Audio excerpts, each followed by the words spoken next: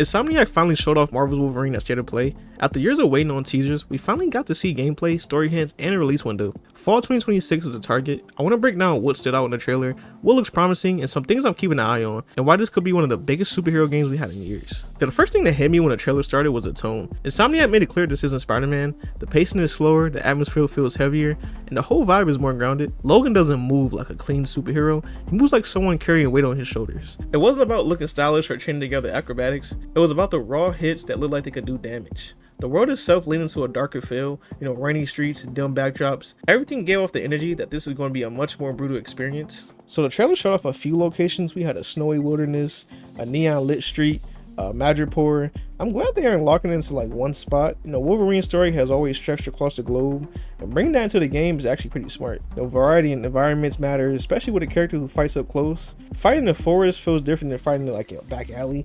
It breaks up the repetition and keeps the tone fresh without having to overload the game. But what I like most about this is how Insomniac isn't holding back on the violence. Marvel games usually water down their characters a lot, but Logan's whole identity is built on pain and doing dirty work. Seeing Insomniac embrace that is actually a good sign. I also feel like this is a true solo story. No forced team-ups, no one's trying to squeeze in the whole X-Men roster.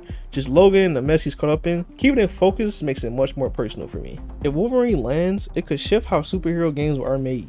We've had plenty of State of the City games. This feels like a start of a more personal, character-driven superhero title. Think about how Arkham Asylum kicked off on a whole wave of darker comic book games. This could be that moment for Marvel's properties. So yeah, Marvel's Wolverine looks like it's going to stand out. Insomniac's ready to embrace a style of superhero gaming that most studios avoid. The villains are stacked, the tone is darker, the gameplay feels true to Logan, but the potential is actually huge. Fall 2026 can't come fast enough, because if they pull this off, this could be one of the most memorable Marvel games we've ever seen. So the trailer gave us a look at who's Logan going up against, which fits because she often clashes with him.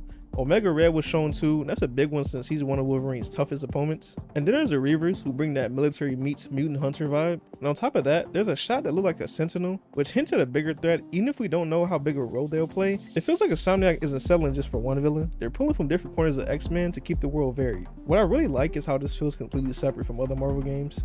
Spider-Man is bright and fast, Guardians lean on humor, Avengers try to go cinematic. Wolverine is actually none of that. It's closer to what Rocksteady did with Batman Arkham Asylum, darker atmosphere, tighter focus, combat that feels more personal. It even gave me flashes of old X-Men Origins Wolverine game from the 360 days.